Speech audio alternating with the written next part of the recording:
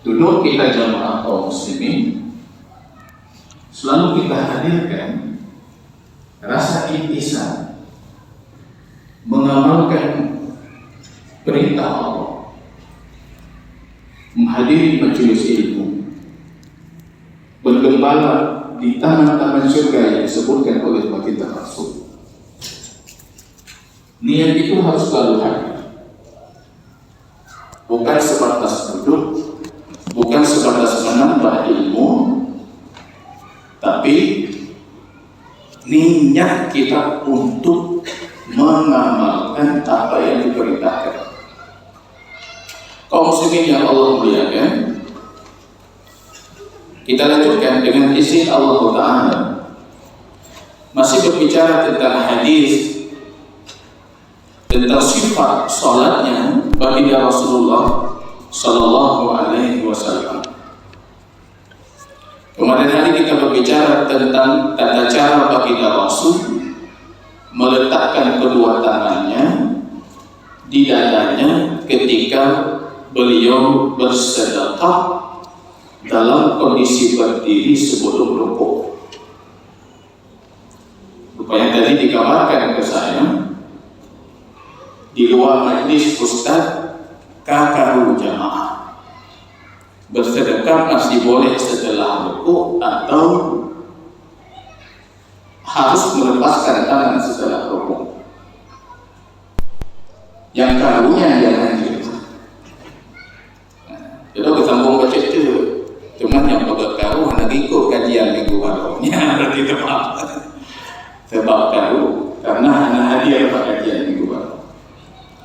Imam Asy-Syafi'i rahimahullah mengatakan Ad-Durar Al-Mudhi'ah,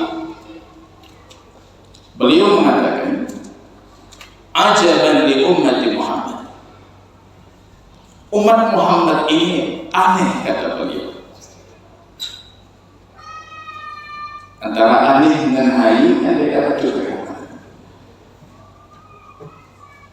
Mereka berselisih tentang tempat meletakkan tangan setelah rukuk, seolah-olah itu pembahasan kafir dan iman.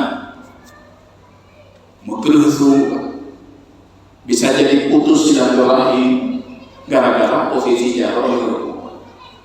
Itu aneh, kata beliau. Padahal itu cuma pembahasan mana yang afdal, mana yang kurang afdal. Teman-teman betul-betul ya gini. Rupanya itu cuma pembahasan mana yang afdal, mana yang kurang afdal. Ini jamaah kaum muslimin rahimahumullah.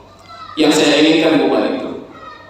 Yang saya inginkan cuma apapun gerakan yang kita lakukan dalam sholat, Anda bisa bertanggungjawabkan di hadapan Allah, itu saja.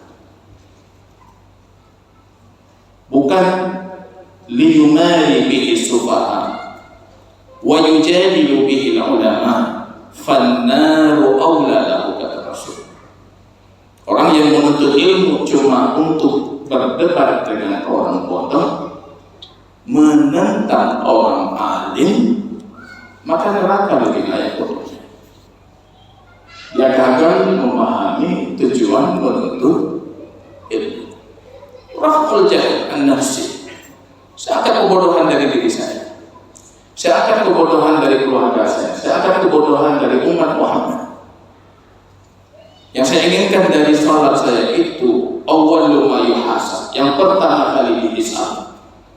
Saya harus bisa mempertanggungjawabkan salat saya.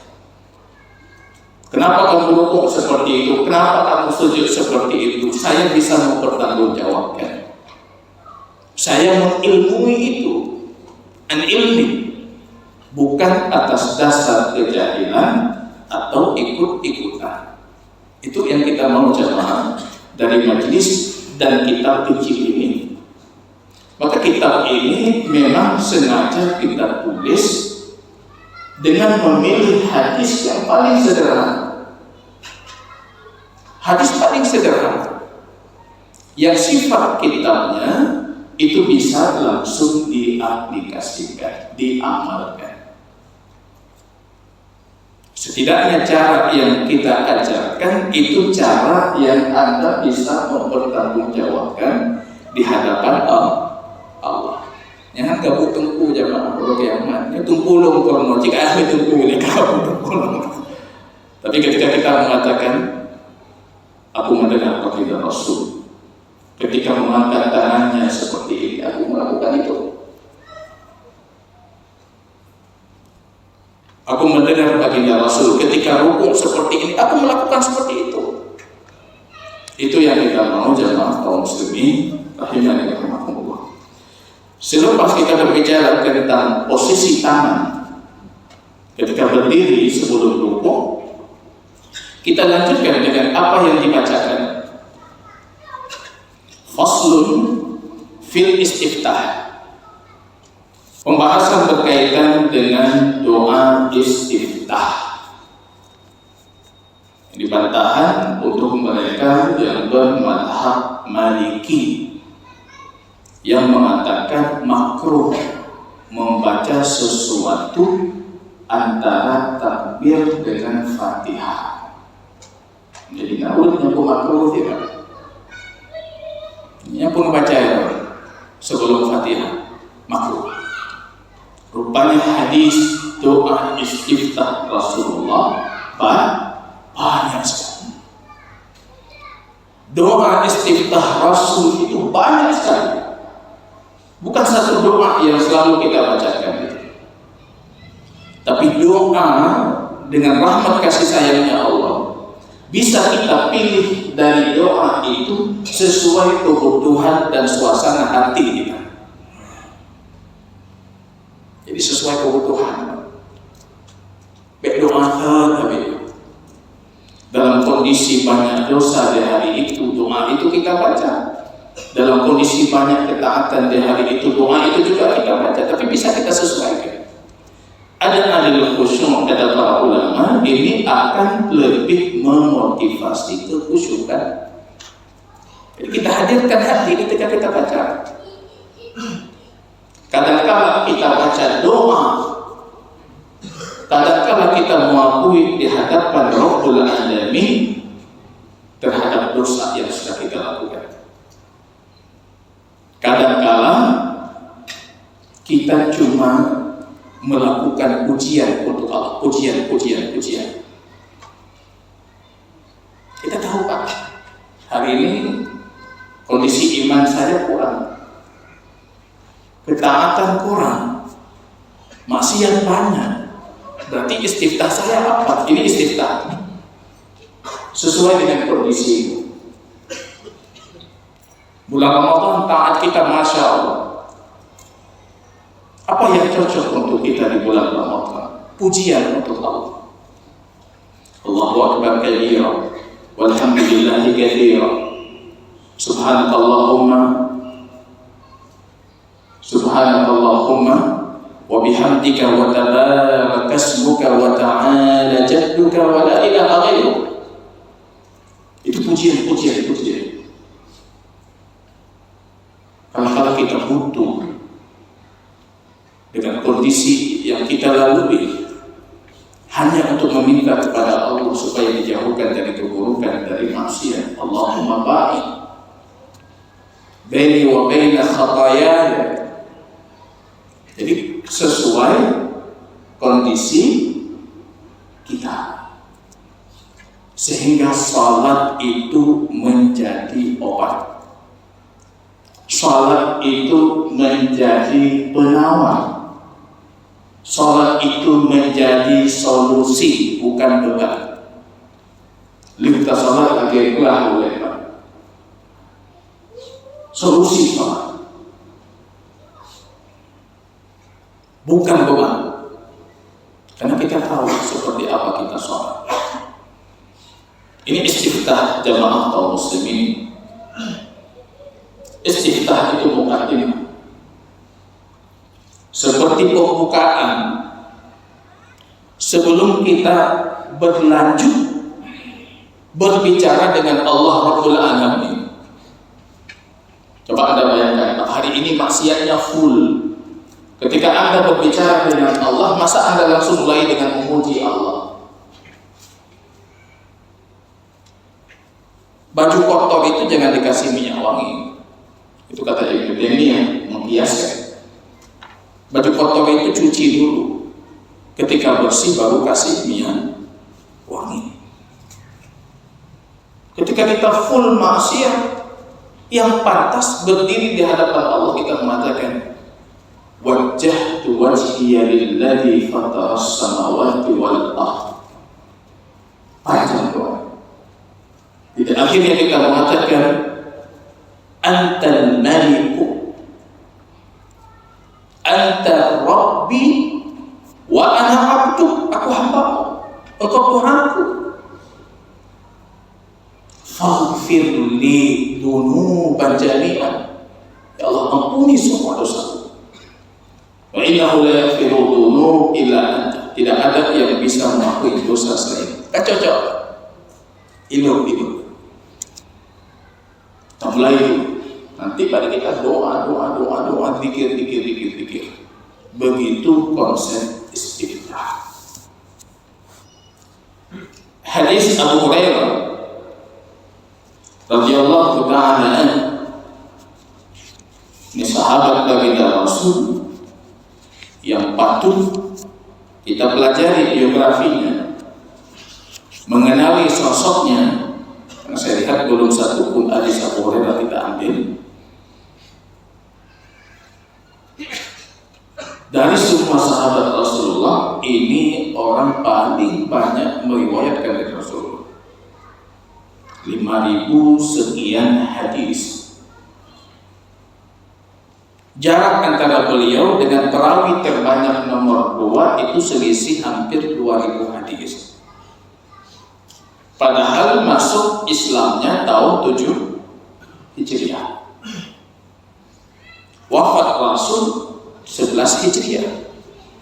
Kurang 4 tahun bersama Rasulullah, tapi bisa menjadi perawi terbanyak. Maka ilmu agama ini unik. Belum tentu yang lama punya banyak. Tapi siapa yang bersungguh-sungguh? Yang jauh berhaylah turun Ustaz 20 tahun. Karena satu hati sangat tafsir. Nah jauh 2 tahun, turun betul-betul ya. Falyakhud bihadin wafir kata Rasul. Kalau ambil ilmu ini nggak bisa ambil jelek-jelek, ambil banyak-banyak, harus banyak. Maka siapa yang mengambil warisan ini kata Nabi, falyakhud bihadin wafir, hendaknya dia mengambil dalam jumlah yang banyak. Dia kan baca-baca. Ilmu alhamdulillah Ustaz, nanti 3 kajian di minggu kasih. Katib di minggu 3 kajian, tengah juga. Hansip, yakhud bihadin wafir, harus mengambil dalam jumlah yang besar. Bahkan Umar memegang kerahnya Abu Hurairah. Wahai Abu Hurairah, apa semua hadismu itu hadis Rasulullah? Dipikir Umar tangan-tangan orangnya. Abu Hurairah mengatakan, ana insyaghaltu bi Rasulillah wa antum insyaghaltum fi suqikum. Saya sibuk dengan Rasulullah, sedangkan kalian sibuk dengan pasar kalian. Sibuk dengan pasar-pasar kalian. Sehingga nggak punya ilmu untuk hadis dari Rasul, nggak punya waktu untuk hadis dari Rasulullah Sallallahu Alaihi Wasallam. Ini perawi terbanyak atas kesungguhan dan doanya Rasulullah. Suatu ketika baginda Rasul mengatakan, ya Abu Hurairah, lepaskan lidah, coba buka itu serban. Kemudian dilipat serbannya oleh baginda Rasul. Kemudian baginda Rasul meniup ke serban itu, kalimatnya. Kemudian memberikannya ke Abu Hurairah. Ini sebagai kinayah. Kalau Abu Hurairah akan menguasai perkataannya Rasulullah. Orang Barat kafir, para orientalis barat, yang mereka mau untuk meruntuhkan Islam, itu cukup Anda serang saja satu orang, Abu Hurairah. Mungkin ratusan buku sudah mereka tulis untuk menjatuhkan sosok Abu Hurairah. Kalau ini jatuh, 5.000 hadis Rasul hilang. 5.000 hadis Rasul hilang, bagaimana kita beragama? Maka yang mereka cari itu Abu Hurairah. Yang sedihnya kita, ada muslim-muslim tanggung, Pak. Ilmu hadis nggak punya, tiba-tiba ikut mengomentari Abu Hurairah. Kayak tanya Abu Hurairah, kayak tanya Abu Hurairah. Sangat memalukan itu. Ini jamaah kaum muslimin rahimani wa rahimakumullah ta'ala. Karena Rasulullah, ya Abu Hurairah, yang selalu berupaya melihat salatnya Rasulullah. Ini jangankan yang nampak, yang hana tadeh gekala. Begitu serius mereka mempelajari tata cara sholat Rasulullah. Beliau kan di belakang, Rasul imam. Rasul hampir selalu jadi imam. Kalau imam tanya Pak, aku imam jadi kol. Kalau salah aku imam itu. Abu Hurairah melihat Rasulullah itu sebelum membaca Al-Fatihah, kenapa beliau diam? Dari belakang ini ceritanya dari belakang. Yang bergerak cuma jenggotnya. Berarti pasti ada yang beliau baca. Ini kembali kita keluarkan yang kita sebutkan kemarin hari, zikir salat itu tidak sah dibaca dalam hati, harus dilafazkan. Allahu Akbar menobabah namanya. Nggak ada sholat, lafazkan Allahu Akbar dan jadikan itu terdengar kepada dirimu. Allah, Sami Allah, hatta yusmi' nafsahu, sehingga dia bisa memperdengarkan dirinya. Mulut tidak bergerak, Anda tidak mengucapkan, tapi kalian dalam hati hanasa. Terutama untuk rukun dan kewajiban salat.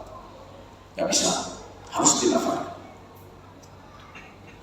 Jadi Abu Hurairah melihat baginda Rasul diam sebelum Al-Fatihah.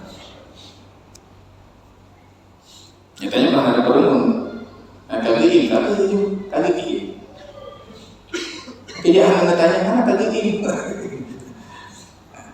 Ini orang nggak peduli dengan ilmu. Kalau Abu Hurairah tidak, ini pasti ada sesuatu yang beliau baca. Kalau tidak jenggotnya, baginda Rasul itu tidak bergerak. Ini dia pilihnya di dalam satu riwayat, beliau mempertanyakan ini karena beliau melihat goncangan di jenggotnya Rasulullah. Jenggotnya itu bergerak. Tapi Rasul baca. Dan kita lihat itu struktur katanya, pola kalimat yang beliau gunakan karena berarti ini observasi, pantauan, bukan satu kali sholat. Rab sabir namanya. Kalau satu kali bisa jadi angin, mungkin digoyang jenggot, angin. Tapi ini setiap sholat tidak. Kok Rasul itu diam? Sakata Hunayyatan. Hunayyah itu berdiam sejenak. Tapi diam Hunayyah itu bukan maksud diam dari berbicara, tapi diam dari mengeraskan suara. Karena ada yang bermadhab Maliki, mereka mengatakan makruh membaca. Kenapa? Karena Rasul diam. Rasul diam berarti yang baca. Padahal Hunayyah itu ada 3 cara bacanya. Hunayyatan, Hunayyatan, atau Hunayatan. Sakata Rasulullah Hunayyatan. Saya pilih lafaz Hunayyatan. Secara bahasa lebih mudah dilafazkan, takhfif. Haknya diganti a, a-nya ditasydidkan ke ya, Hunayyatan. Rasul diam dalam kondisi tidak mengeraskan suara, tapi jenggotnya itu bergerak. Berarti ada yang beliau bacakan. Selesai sholat, datang Abu Hurairah kepada Rasulullah. Faqultu bi abi anta wa ummi ya Rasulullah. Bi abi anta wa ummi itu artinya fidaka abi wa ummi. Kalau kita terjemahkan bebas, aku bersedia menjadikan ayah ibuku sebagai tebusanmu. Kalau Rasul ditawan, tiba-tiba penawannya itu yang mengambil Rasulullah mengatakan, Muhajir, aku lepaskan Rasulullah, tapi dengan syarat kamu ganti dengan ayah ibu. Saya mengatakan siap, cok ya lu, cok malu. Tapi kembalikan Rasulullah. Itu arti bi abi anta wa ummi. Kita yang tertima. Bayangan ma'aning mana? Tertima. Rasulullah itu bukan cuma ucapan, tapi perbuatan. Dari hati dan perang Rasulullah. Di Badar saja, Rasul di depan. Dan saat itu Mu'ad, ya Rasul, kamu jangan di depan. Kami buatkan untukmu kemah, engkau duduk di kemah berdoa-doa saja. Biar kami yang berperang. Biar kami yang berperang. Begitu para sahabat dengan Rasulullah. Makanya jangan pernah berandai-andai, andai aku sahabatnya Rasulullah. Anak cocok. Kayaknya model perlu lah. Sekiranya Ustaz, Masya Allah, kalau kita hidup di zaman sahabat Rasul, kadang nanti aku lah, nanti kalau ya aku bilang. Tapi kata Rasul Sallallahu Alaihi Wasallam, demi Allah, akan datang kaum dari akhir-akhir umatku yang mereka mau menafkahkan satu gunung Uhud dari emas hanya untuk melihat wajah. Akan namanya dia punya satu gunung Uhud emas, dia mau memberikan itu. Yang penting aku bisa melihat wajah Rasulullah. Keren tembak. Tanya malam Arab, tanya Pak Murid belum ada bulan. Tim nanti, tim so betul. Lo halu tim. Nanti juta rupiah halu tim. Kecil Ustaz, menyenang orang pegang lagi, yang pasti orang tu boleh. Pasti penipu dia. Mana mungkin kita lihat wajah Rasulullah di dunia? Kecuali orang-orang tertentu, anak Bali. Nggak mungkin. Gak mungkin. Tak selesai. Rasulullah punya alam basah. Itu maksudnya saking cintanya, bukan betul-betul. Saking cintanya kepada Rasulullah. Saking cintanya. Apapun untuk Rasulullah. Biar anta wa ummi ya Rasul. Ya Rasul. Demi bapakku dan ibuku, bukan demi bapakku. Aku tebus bapak dan ibuku untukmu ya Nabi Allah. Ara'aita sukutaka baina takbir wal qira'ah. Mada taqul? Ini kalimat pertanyaan, tapi dimulai dengan ara'aita. Sebelum dia bertanya, dia meminta persetujuan. Sebelum ditanya, laki persetujuan ini. Kita bukan langsung menghukumi kamu kenapa diam gitu. Ini istifham bentuknya takriri, tapi plus istifhami. Minta persetujuan sekaligus bertanya. Maka saya kalau berhadapan dengan penuntut ilmu, saya mengatakan penuntut ilmu itu kalau mau menjadi adil cukup amalkan satu ayat. Dan itu yang dikatakan oleh Musa kepada Khidir. Hal attabi'uka ala an tu'allimani mimma ullimta rusyda. Ayat yang kelima. Ini ingat puas ayatnya. Tafsir ayatnya. Itu semuanya bisa membentuk seorang penuntut ilmu hebat. Apakah engkau izinkan aku? Ini Musa ini Nabi, Rasul. Pada Khidir, apakah engkau izinkan aku mengikutimu supaya engkau mengajarkan kepadaku sebagian dari ilmumu yang diajarkan kepadamu dari petunjuk? Ini secret kalimat. Ya tak banyak. Tapi itu maksudnya, itu karakter yang harus ada pada penuntut ilmu. Ini yang dilakukan oleh Allah. Kalau kita terjemahkan ini susah kita terjemahkan, tapi kita terjemahkan dengan bahasa. Ara'aita su'utaka. Apa kita terjemahkan dengan bahasa Indonesia yang pas? Bukan engkau melihat sebenarnya. Apa pandanganmu atau apa pendapatmu tentang yang nampak darimu, diammu antara takbir dengan membaca Al-Quran, yaitu Al-Fatihah. Itu ada diam gitu. Artinya itu seolah-olah ini bentuk pertanyaannya sebenarnya pertama ingin ditanyakan dulu, apa betul Rasul diam? Kalau betul Rasul diam, untuk apa beliau diam? Apa yang beliau baca?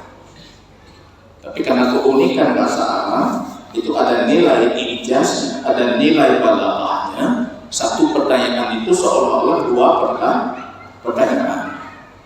Minta kepastian dan minta pertanyaan. Apa yang engkau baca? Aqul, baginda Rasul mengatakan, aku berkata, Allahumma ba'i.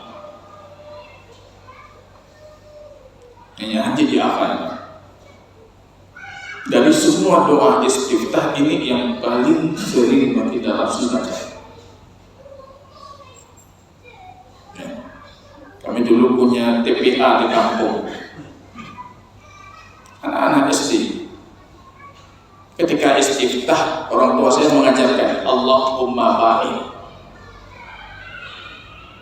Tanya Mbak Fikulah, tulis doa istiftah. Mantu siswa Allah Akbar kabira. Murid kami di TPA Allahumma ba'i 0 nilai gitu deh. Oh mereka kajak putih tepuk doa istiftahan juga. 0 gitu deh. Banyak orang coba baca doa istiftah. Allahumma ba'i, yang doa istiftah wa'i. Yang lain, yang masyarakat dan yang lain. Ini doa Rasul. Doa Rasul. Ciri doa itu golong lahi wa abi karena doa. Karena doa. Allahumma ba'i. Kalau kita berbicara tentang kondisi diri kita, rasanya kita butuh doa ini. Rasanya dibandingkan doa-doa lain kita butuh doa ini. Nanti kita simak artinya. Rasul kita mengatakan Allahumma ba'i. Allahumma itu sebenarnya bahasa Arabnya ya Allah. Ya Allah. Karena ya Allah ini sering diucapkan, ianya diganti mim dan diletakkan di belakang supaya langsung yang pertama kita sebutkan dengan lisan lafaz Allah. Allahumma. Arti Allahumma itu ya Allah. Karena orang Arab sering mengucapkan, akhirnya bahasanya dimudahkan. Makanya ya Allah jarang kita ucapkan. Ini kalau tamsilan saya, kalau sekiranya Rasul dikirim ke Indonesia, mantan tetap ya Allah. Karena jarang kita ucapkan. Orang Arab diringankan untuk diucapkan karena mereka sering mengucapkan, datang syariat meringankan. Nah, tanya jari-jari itu ya Allah, tapi Allahumma ba'id, jauhkan. Ba'id itu menjauhkan dengan mubaadah. Ada unsur berlebihan dalam menjauhkan. Beji'uh betul-betul. Beji'uh betul-betul. Jauhkan. Baini wa baina khataya. Antara aku dan dosa-dosaku. Itu kita. Kalau kita hadirkan hati kita mengatakan ya Allah jauhkan antaraku dan dosaku. Setiap kita sholat, itu doa kita. Bagaimana dijauhkan? Kama ba'adta bainal masyriqi wal maghrib. Sebagaimana engkau jauhkan timur dan barat, enggak pernah jumpa. Timur, barat, enggak pernah jumpa. Seperti itu engkau jauhkan, seolah-olah aku di barat, dosaku di timur. Itu maksudnya. Jadikan dosa itu tidak pernah bersentuhan denganku. Majasnya buat di situ. Yang pertama maknanya, ya Allah, jauhkan dosa itu dariku sebelum dosa itu terjadi. Ini arti Allah Bapak. Jadi sebelum kita lakukan, jangan kejauh dosa. Dan kalau itu sudah terjadi, maka jadikan dosa itu seperti tidak pernah terjadi. Itu dihilangkan betul-betul. Itu arti Allahumma ba'id. Ini secara bahasa yang mendukung dua penafsiran tadi. Jauhkan dosa yang belum terjadi dan sudah terjadi, jadikan dosa itu seperti tidak terjadi. Yaitu diampunkan, dimaafkan, dilupakan, dan tidak diberikan kepada kita efek dari dosa. Karena dosa itu ngeri sekali. Satu saja dosa itu Allah titip satu titik hitam dalam hadis Muslim di hati ini. Ketika kita mengulang dosa, ditambah titik hitam, titik berulang lagi, akhirnya hati kita gelap dengan hitam tadi. Ketika berhadapan dengan ilmu dan petunjuk, cahaya itu tidak bisa menembus gelapnya hati. Ketika kita berdoa seperti ini, beristighfar seperti ini, itu kegelapan itu Allah hilangkan. Yang bahaya itu efek dosa. Efek dosa itu bahaya sekali. Maka kita ketika minta untuk diampunkan dosa, bukan cuma diampunkan dosanya, dihilangkan dari kita efek dosa. Dosa itu kata Imam Ibnu Qayyim ada aura panas. Tu'um. Maka satu dosa itu pasti mengajak ke dosa yang kedua. Dipakai. Sama dengan ketaatan, ada aura dinginnya. Satu ketaatan pasti. Ya, kalau lihat misalnya, ada sahabat kita yang menjaga sholat 5 waktu berjamaah. Saya yakin itu di belakang sholat 5 waktu itu banyak kebaikan yang dia punya. Gak mungkin tiba-tiba dia jaga sholat 5 waktu, di luar itu dia ancur-ancur, gak mungkin. Karena kebaikan itu pos untuk kebaikan yang lain, pengantar untuk kebaikan. Begitu juga dengan dosa. Ada aura panas yang terus mengajak kita menambah lagi. kita minta sama Allah, Allahumma jauhkan dariku dan dosa-dosaku sebagaimana engkau jauhkan timur dan barat.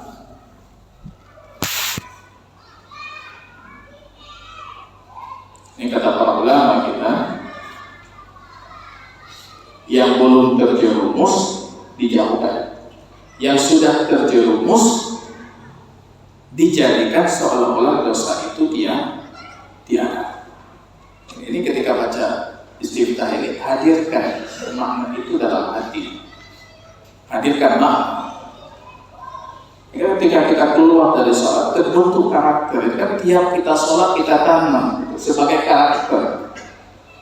Nanti terbentuk karakter kita, karakter orang sholat, karakter menjauhi dosa, bukan mendekati dosa, menjauhi dosa. Karena kenapa itu yang terucap. Ini dari sisi pembinaan karakter, ya. Pengulangan atau pembiasaan itu cara terbaik dalam menanamkan karakter. Kemudian Nabi Rasul melanjutkan, Allahumma naqini min khatayaya kama yunaqqas thawbul abyadu minad danas. Ya Allah, bersihkan diriku dari dosa-dosaku sebagaimana engkau bersihkan kain putih dari kotoran. Ditafsirkan dengan kain putih, karena kain putih itu yang paling nampak ketika berhadapan dengan kotoran. Para ulama mengatakan ini ada wajib syafaat. Kenapa diserupakan dengan kain putih? Karena hakikat hati itu sebenarnya putih. Bukan hati putih yang kita maksud. Hati itu putih, maknawi, abstrak. Hati kita itu putih. Yang menggelapkan hati itu dosa. Kalla bal rana ala qulubihim. Akan tetapi ran itu apa? Hatinya udah kotor sekali. Akhirnya hatinya sudah tertutup. Afala yatadabbaruna al-Qur'an am ala qulubihim aqfalha. Kenapa mereka tidak mentadabburi Al-Qur'an, kata Allah? Apakah hati mereka sudah tertumpuk, sudah terkunci, atau hatinya sudah mati? Hati itu bersih hakikat pertama. Tapi dosa Bani Adam ini yang menggelapkan hati. Kita minta sama Allah, ya Allah, bersihkan diriku dengan dosaku sebagaimana engkau bersihkan kain putih dari kotoran. Rupanya nggak cukup juga di situ, Pak. Harus kita tambah lagi. Allahumma silni bil ma'i wasalji wal barad. Ya Allah, cucilah diriku. Dosaku tadi itu dan yang tersisa dari dosaku di hatiku, cucilah itu dengan air, wasal dengan es, wal barad embun. Kenapa tiga disebutkan? Ada dua penafsiran para ulama. Yang pertama mereka mengatakan tiga disebutkan itu supaya dipastikan betul-betul bersih. Ibaratnya yang dicuci dengan air es belum bersih juga, dibersihkan dengan embun belum bersih, dibersihkan dengan air sebelumnya belum bersih juga, sampai 3 kali. Tapi saya yang menarik itu disebutkan oleh Ibnu Daqiq al-Aid, seorang ulama gitu. Ibnu Daqiq ini punya satu kitab, Ihkamul Ahkam. Saya kadang-kadang mengatakan kalau ada dai yang mengatakan bisa memahami Ihkamul Ahkam, kitabnya Ibnu Daqiq, yang lupa jawab Pak Daqiq. ada alim, urun jalan. Beliau jelaskan hadis mungkin cuma 1 halaman, dan itu inti penjelasan ilmunya ilmu. Bukan ilmunya ilmu Mama Gufron, bukan. Ini ilmunya ilmu, intinya inti. Untuk memahaminya saja kita butuh beragam ilmu alam. Itu Ibnu Daqiq Al-Aidi. Daqiq itu tepung, anak tepung. Karena waktu itu kemudian tepung. Ketika ada imien tepung, kau penuh muka dengan tepung. Ibnu Daqiq rupanya jadi ulama. Ketika saya di Yaman, kitab beliau yang pertama kali saya beli Ihkamul Ahkam, syarat bidang Umdatul Ahkam. Ibnu Daqiq mengatakan itu ada makna yang Rasul inginkan dari hadis itu, dan makna itu serupa dengan firman Allah, perintah Allah ketika kita berdoa.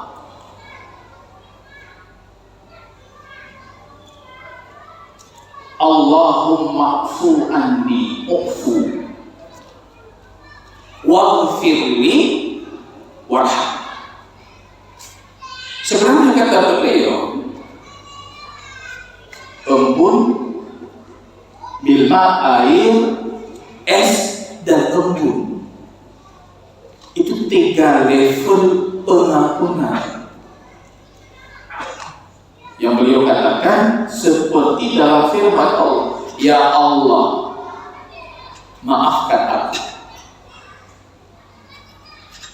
maghfirahkan aku, berikan maghfirahmu, dan berikan rahmatmu, kasih sayang. Jadi kita minta pertama itu apa? Kita minta dimaafkan dulu, artinya dosanya tidak ada, selesai. Kemudian kita minta ighfirli. Ighfirli itu al-ghafar, artinya penutup. Ya Allah, tutup juga dosa itu. Karena bisa jadi dosanya masih ada, tutup buku, Pak. Tapi dosa masih ada. Tapi kita minta dosa itu ditutup, Pak. Besok ketika disidang di mizannya Allah di hari kiamat, di hadapan makhluk, itu bagian dari dosa yang Allah tutupi dari pandangan makhluk. Itu arti maghfirah. Karena bisa jadi Allah udah maafkan, tapi gede-gede. Ya muhajirkah nyo kata gue. Malah nanti ditarna malah walaupun sudah dimaafkan, kita mau dosa itu ditutupi. Itu maghfirah. Tapi nggak cukup itu juga. Kita minta warhamni. Dosa yang sudah ditutupi itu, ya Allah gantikan dosa itu dengan pahala dan kebaikan. Betah raya dosa, benar belum pahala. Itu kan level doa luar biasa. Lih dalam kayak kekumaan, dalam kayak begitu, digantikan dengan kebaikan. Dan Allah Tuhan kita itu Maha berkasih sayang. Dengan makhluk jangan coba-coba seperti itu. Kerja nggak masuk, minta absensinya ditutup saja, Pak. Ini terlebih yang kalau kerja berusaha itu nya nutulis gaji lu. Makhluk jangan coba. Tapi dengan Allah Rabbul Alamin, rahmatnya wasi'at kulla syai'. Kasih sayangnya itu melampaui segala sesuatu. Itu kata beliau. Ada 3 level doa. Ketika kita membaca Allahumma ba'id sampai selesai, kita sudah meminta kepada Allah bukan cuma dijauhkan, bukan cuma dibersihkan, tapi efek dosa yang panas itu Allah dinginkan juga dengan air, es, embun. Jadi baru dosanya itu 100% hilang. Jadi kalau diampunkan saja tidak cukup. Karena masih ada sisa dosa itu masih panas, aura panasnya masih ada. Kalau dosa kita dengan HP itu masih manggil-manggil kita untuk melakukan maksiat yang pernah kita lakukan itu. Tapi ketika kita minta aura panasnya juga dihilangkan, panggilan itu hilang. Maka ini yang belum hafal harus hafal. Ya, Allah baik, yang belum hafal kita hafal. Karena ada makna di situ yang sangat kita butuhkan.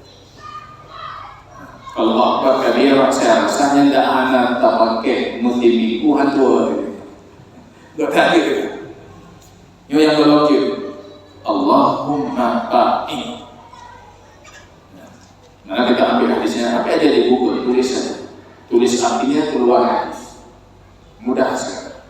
Tulis arti, tulis hadis, atau tulis Allahumma ba'i, keluar langsung hadisnya sempurna.